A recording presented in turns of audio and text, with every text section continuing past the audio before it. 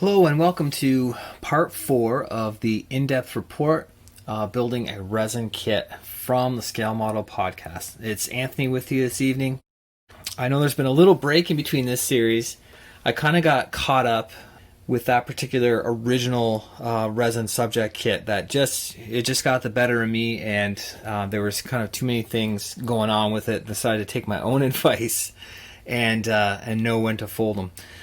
So I did want to pick up that series. We were talking about just a general overview of working with resin kits. Some people don't have that experience, and it's not all that different from working with styrene, but there are certain differences. And just to show people what to expect when they're going through that process, and what the tools are, and techniques, some of the basic techniques that you'll need. I think most people probably have a resin kit buried in their stash somewhere, or maybe you want to build a more obscure subject.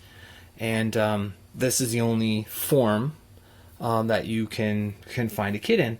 So they're really fun to work with. It is a little bit of a different working process than building a typical styrene kit, but nothing to be too worried about, and definitely dive in and give it a shot. Earlier in this series where we left off, I wanted to talk about cleaning your parts. This is a subject that I'm sure has been covered ad nauseum online. I will offer you my 2 cents on it. It is applicable to resin kits, but let me show you this really quickly first. So this is the M-72 Gabriel kit from John Moscato at Moscato Hobby Models. It's a 1:48 scale kit. It's an original sci-fi creation by John. This is actual powered armor, military powered armor with a human operator in the backpack. I'll just show you there. Driver sits in there. There's the hatch. Gives you a little bit of sense of scale. This is a fully articulated kit, but I'm going to be posing it as per a suggestion from what John wanted to see, and I'm going to be doing this the red Murdic camo because it's sort of set. The storyline is set in the near future, so it should go alongside an M1 no problem, right? Because certain platforms obviously have a working lifespan.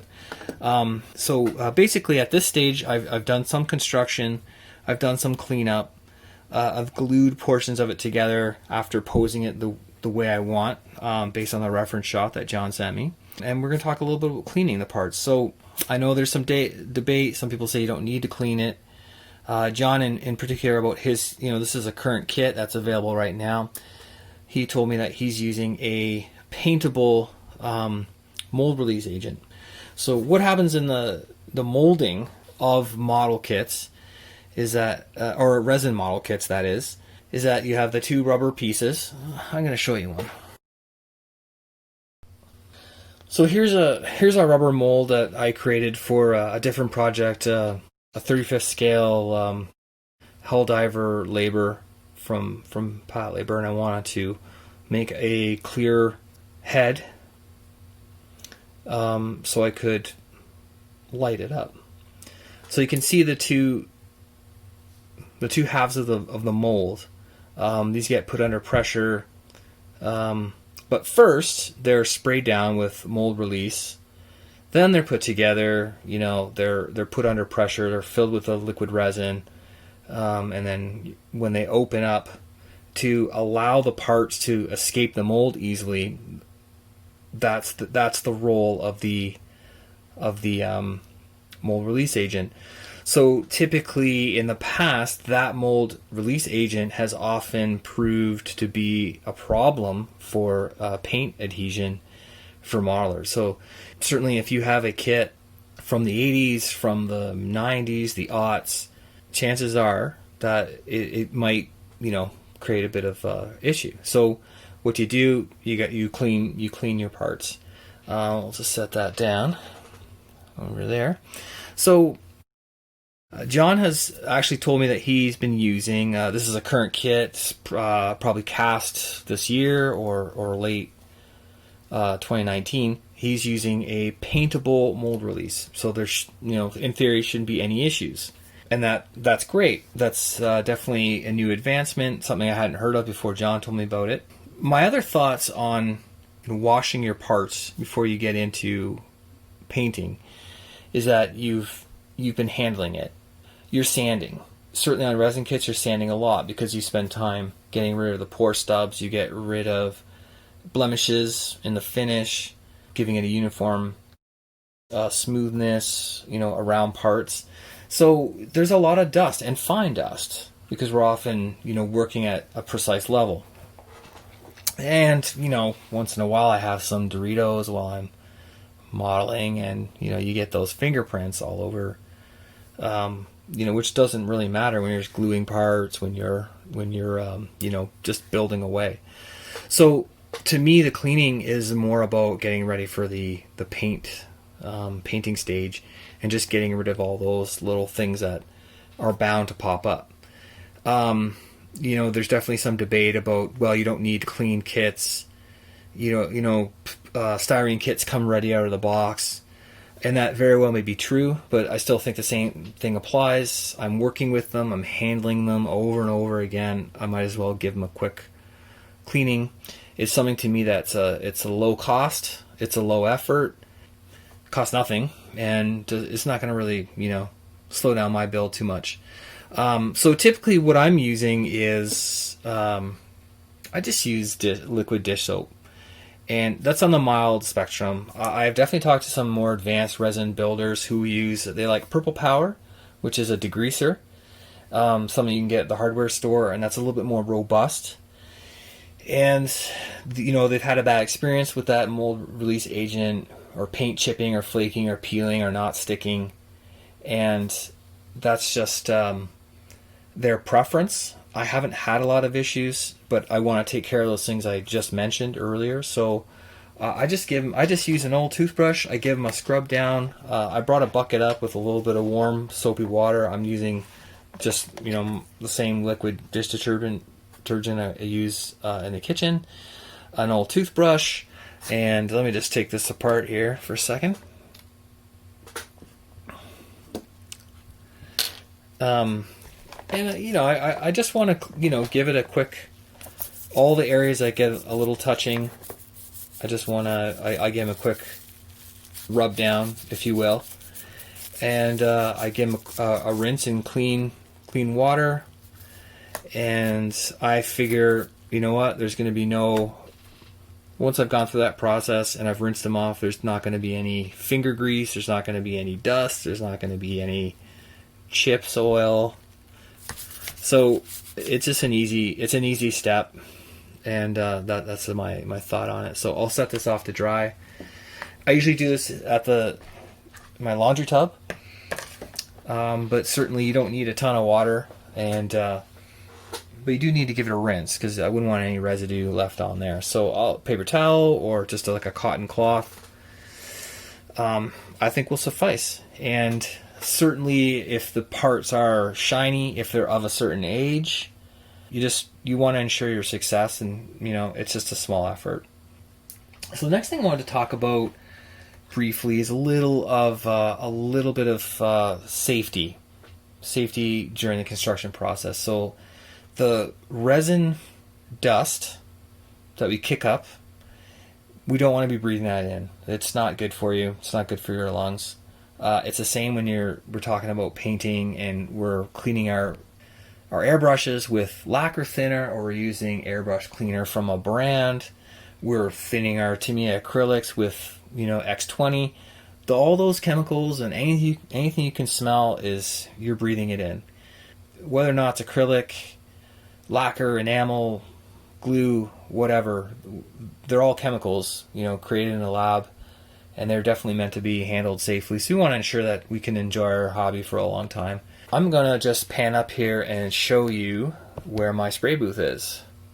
So I've actually situated it right in front of where I do my main work. And I don't hesitate to use that. Certainly during my painting process, I flip it on. And but you can definitely use that when you're just sanding parts, if it's particularly dusty, especially with resin kits where you find yourself sanding a bit more. The other thing that we can do is use a respirator, and that's sort of a cost-effective option. It's very easy to acquire one. you can get that and use that. I really like the spray booth. The one I'm using is a Pace Industries model, and it has a pretty good fan. But I honestly, it's one of the most expensive things probably that I've purchased in my hobby life for my shop. That between that and my compressor, but it was worth it. And frankly, I'd like to save up and maybe buy a better, more capable, higher capacity one as well. To me, it's worth every penny. Another technique that we can use to keep the dust down is wet sanding. So right away, you're not kicking up all those small fine particles. They're sticking in the water. And I always recommend wet sanding. I've been doing it. I think you get a finer cut and you get smoother finishes with wet sanding, and it tends to keep, even though you get a little bit of kind of mushy, soggy grit, right, left over from it's easy to wipe away, and it keeps it from kind of floating around. So that's another way of we don't want to be breathing in all that stuff, and if you can eliminate any of that, it's helpful. Now, I wanted to also address pinning models. I'm going to tell you a funny story about me being head judge for armor and figures at a local show a couple years ago, and I was getting right in there to look at looking at a figure, and I had a clipboard where I was keeping my notes. I was, being really diligent, trying to do my duties as best I could. And for what I was, I was kind of zoned in on something, and what happened? I just touched I just touched a small mini, like a lead figurine on a base. I just happened to sort of touch it with the edge of my clipboard while I was over here looking at something else, and kerplunk. And boy, was that the worst feeling. So what had happened was that the modeler had, they completed their mini, and then they had just added some super glue to the feet and plunked it on a base, and it looked great, and it seemed solid, and obviously traveled to the show. But super glue doesn't have a ton of shear strength, so like sideways, it doesn't have that, right? It has good sort of head-on grip and works in a lot of wonderful ways. It doesn't withstand torque very well. So the easy fix would have been to, take your pin vise or drill bit, drill up into the feet, and you can do that obviously with the like lead miniatures or white cast metal, no problem, and add a piece of wire or brass tubing or aluminum tubing you can find in all your hobby shops. This is a little piece of that's a paper clip, like one of the larger size ones. I like that because it's I use this material all the time to make little pins for parts because I find it pretty tough. I use side flush cutters to clip off my pieces.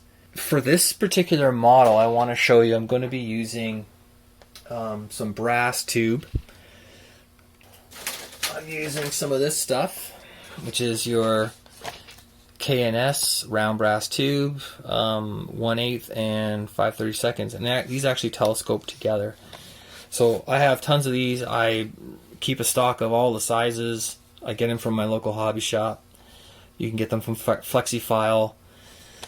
And what I'm going to be doing is I'm going to be putting the larger diameter inside my base and the smaller diameter inside a piece inside the foot, each foot of the Gabriel, so that it's going to slot onto two pegs. So I could take it off for transpo, put it back on when I need to. So that's for the mounting. Now, for the actual pinning the pieces together, so with this kit, he made it articulated, so you could pose it, which is a pretty key feature for any kind of like humanoid shaped machine. I've gone ahead and like I've arrived at a pose that I wanted based on some reference shot that John sent me that he'd like to see. So what I could do to strengthen this up is to just take my pin vise and, drill a hole into the ball, clip off a little piece, dip it in glue, super glue, or epoxy, like 5-minute epoxy glue, pop that in, glue or drill a corresponding hole into the, the midsection, the crotch, and you still do all your gluing like usual, but you've got that added sort of mechanical joint in there that gives it so much more stability and robustness.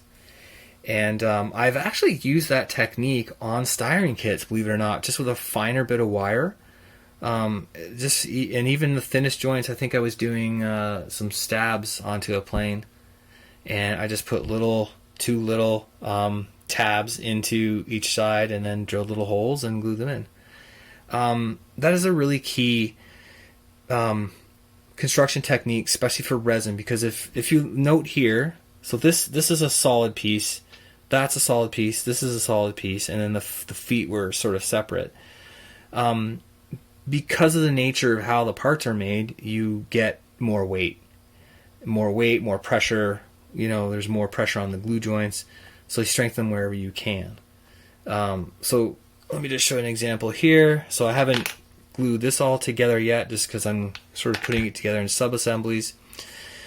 Once I know exactly how I'm setting it, I could easily just take my pin vise, put a hole in here, add in a piece of wire, put the corresponding hole in there, cover it all with glue, and then when you've set that, you're creating those nice strong joints. It's great for ensuring it travels well. It's gonna prevent accidental breaks while you're holding it for painting or whatever the case may be. So it's one of those things that it is worth it, and it really, you can feel the strength in joint as soon as you've done it. Yeah, I'm sort of getting it as far along as I can go into the sub-assemblies that I want to paint. So I'll have it all washed up, dried out, and then I'll mount it on a dowel for painting or some kind of handle, and then away I go. Yeah, so it's these types of techniques. They may seem like they take a lot of time or they're not valuable, but they are really effective at helping your project go smoothly. We all have those near misses where we hang on to something and we snap something, or you drop it by accident, and it's one of those things. Those little additions will give you that extra security, so they're worth doing. And they're maybe not as common with styrene, but certainly with resin, you wanna just have a pin vise and a little bit of any material, any kind of wire or brass tubing. Those are the ingredients, the materials you need to keep handy to do those kinds of things.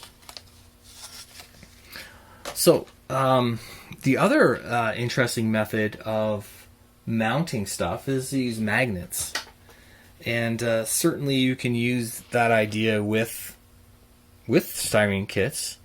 I'll just show you this real quick. These are the open missile pods from the Kowloon Rao kit from Moscato, and I have put I marked them left and right, and I epoxied in some magnets that I had lying around, and the kit comes with the closed hatches, and you can pop them off now and substitute these, and they fit snugly and they're removable.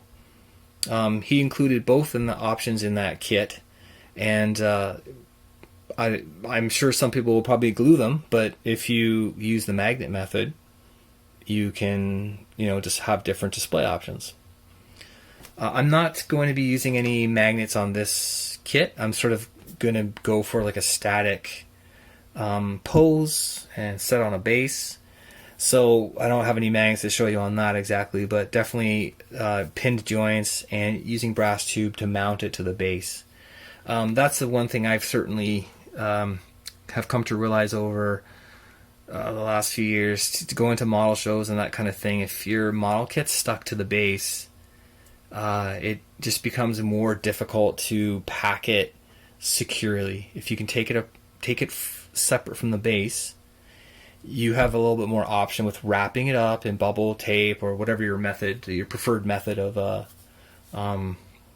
wrapping is. Let me give you an update on the base here. You can see what I've been doing. So this is just like a craft plaque, maybe, just something I had kicking around. So I actually polished it out. I used super glue to kind of clean up the rough edges. Just polished it, and I just threw some black primer on there, and then I'm creating a base for it. Since it's in the red Murdoch scheme, I want to do like a small desert base. So not really a diorama, but just a base to give you a sense of scale and environment. So what I did was I took some sheet stock and just measured it out and made a 45-degree cut, and then I wrapped it around a paint tin and put elastics around it, and then put it in a small tub, pour boiling water so it would sort of heat up and conform, and it did keep that curl. And then I sort of kind of brought it back and sort of stitched it together with other styrene.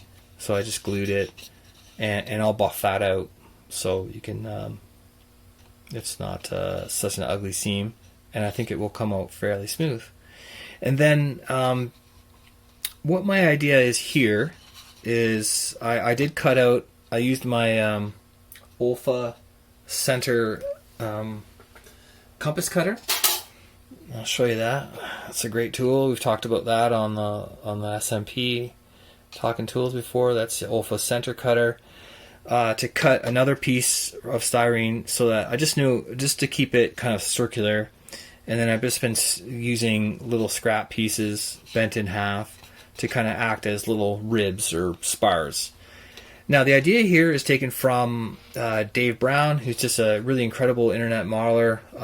He ran Hornet Hobbies for many years in Toronto, Ontario, and a very accomplished armor modeler, just incredible work.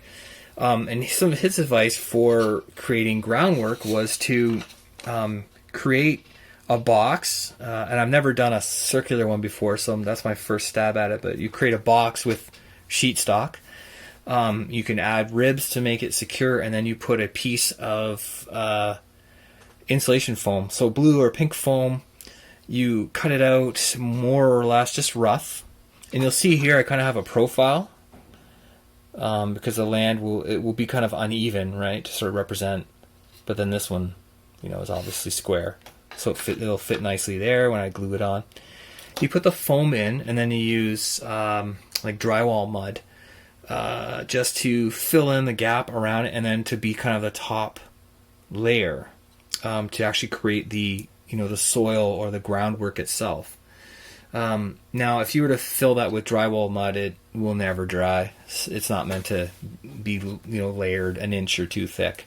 So the space is really filled up with a piece of foam that I will roughly fit in there. I'll just cut it close enough, and it will kind of fit in there like a puck, and will kind of take up that space.